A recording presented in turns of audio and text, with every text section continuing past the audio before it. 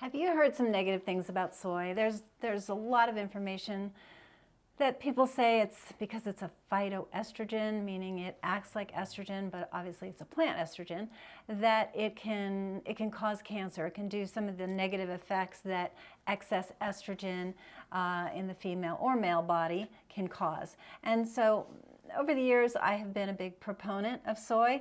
I cited research that debunked what I just said, meaning that soy is safe and actually can act to stimulate the right estrogen receptors versus the wrong estrogen receptors. But very recently, I'm always listening to podcasts, always trying to stay on the cutting edge. And a gentleman had just put out a book about plastics and endocrine disruptors, which I will actually speak to some of his research into plastics and endocrine disruptors, but he put soy in this category as an endocrine disruptor. I was like, oh, okay, wait a second. So I took this morning to do a deep dive into soy to make sure that nothing had changed in my understanding, and therefore I could share it with you. So a recent study in the Heliyon journal, this was just 2020, said that high dietary intake of soy is inversely related to breast cancer risk. So this is definitely something that we've heard over time, but this was a 2020 study.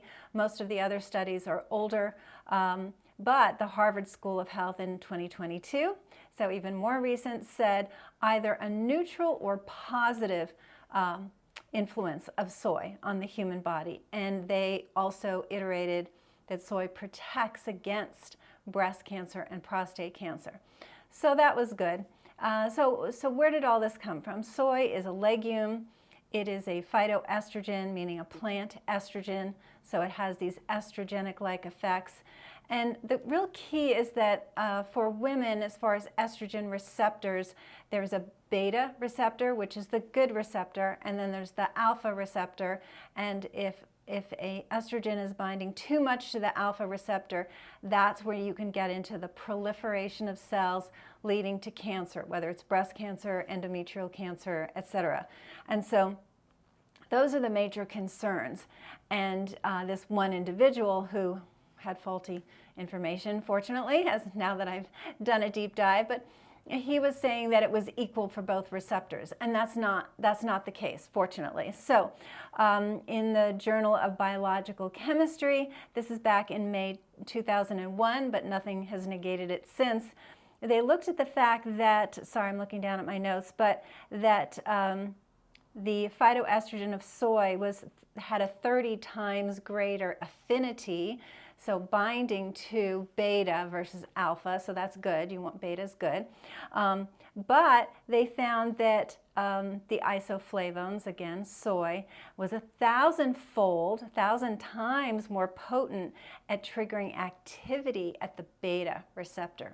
So 1,000 times better than alpha. So it had this 30 times higher affinity, but when it actually came down to triggering activity, then we got into 1,000-fold better, which is great. That's exactly what we want to hear.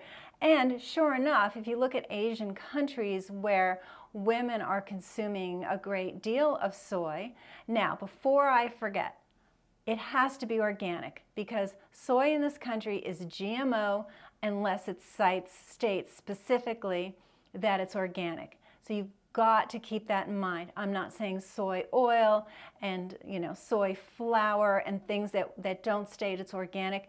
You must stay away from that. That's dangerous, okay? So we're only talking organic here. So getting back to women of Asian countries who are not eating GMO soy because it doesn't exist in those countries. We would love to go for that here in the US.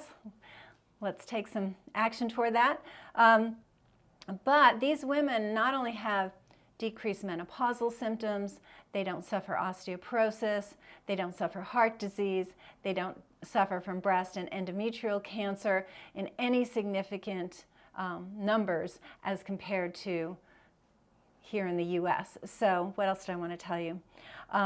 Yeah, so basically the study's like it's very unlikely that soy is going to elicit a negative response leading to any sort of cancer. So I hope you found this information helpful. There's, people throw out this data about soy a lot. And of course, again, I can't say it enough, it's got to be organic. But if you're in the realm of organic soy products, you are not only safe, you're protected, very, very healthy. It's a great form of protein. It's high in fiber. I mean, animal products that are high in protein don't have any fiber. So soy has it beat that way. Soy is also great because it's a complete protein. It has all 9 essential amino acids, which a lot of plant foods don't have, and you have to work hard to kind of balance everything. So soy is great. I'm happy. I'm happy that has not changed. But definitely something to add to your diet. It's not expensive. Again, up the protein content while upping the fiber content and being protective. Actually protective against some of these cancers and other diseases that are so prevalent in our country. So if you like this information, please give it a like. Please subscribe to the channel. I definitely want more people to hear this information. So if you like it, others will as well, and I'll see you tomorrow.